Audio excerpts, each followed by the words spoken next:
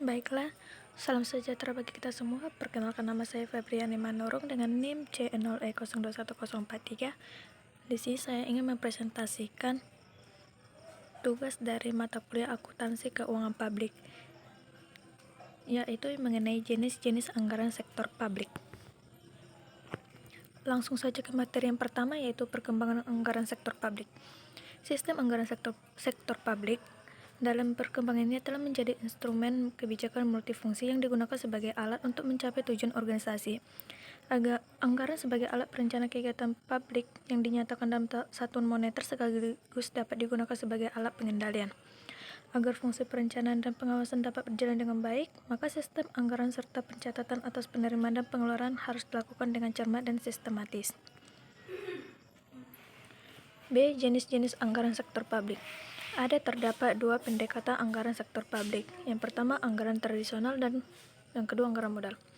Anggaran tradisional. Anggaran tradisional merupakan pendekatan yang banyak digunakan di negara berkembang saat ini. Anggaran ini juga terdapat dua pendekatan, di mana pendekatan tersebut terdiri dari inkrementalis dan line item.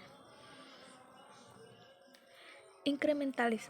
Anggaran bersifat inkrementalis yaitu hanya menambah atau mengurangi jumlah rupiah pada item-item anggaran yang sudah ada sebelumnya dengan menggunakan data tahun sebelumnya sebagai dasar untuk menyesuaikan besarnya penambahan atau pengurangan tanpa dilakukan kajian yang mendalam. Line item. Struktur anggaran bersifat line item yang didasarkan atas dasar sifat atau natur dari penerimaan dan pengeluaran. Penyusunan anggaran dengan menggunakan struktur line item dilandasi alasan adanya orientasi sistem anggaran yang dimaksudkan untuk mengontrol pengeluaran. Anggaran publik dengan pendekatan NPM. Salah satu model pemerintahan di era New Public Management adalah model pemerintahan yang diajukan oleh Osborne dan Gaebler, yang tertuang dalam pandangannya yang dikenal dengan konsep Reinventing Government.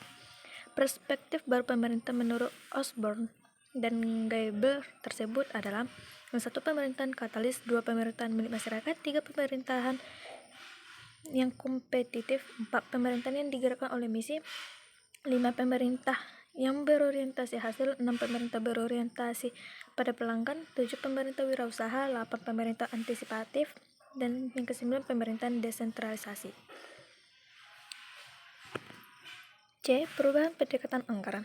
Seiring dengan perkembangan zaman, muncul beberapa teknik penganggaran sektor publik.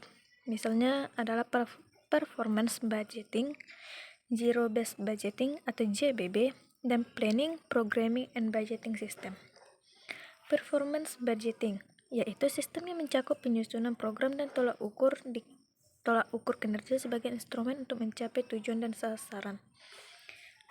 Zero based budgeting merupakan sistem anggaran yang didasarkan pada perkiraan kegiatan, bukan pada apa yang telah dilakukan di masa lalu. Planning, Programming, Budgeting System. Planning, Programming, Budgeting System adalah suatu proses perencanaan, pembuatan program, dan penganggaran yang terkait dalam suatu sistem sebagai kesatuan yang bulat dan tidak terpisah-pisah, dan di dalamnya terkandung identifikasi tujuan organisasi atas permasalahan yang mungkin timbul. Sekian presentasi untuk kali ini. Saya ucapkan terima kasih.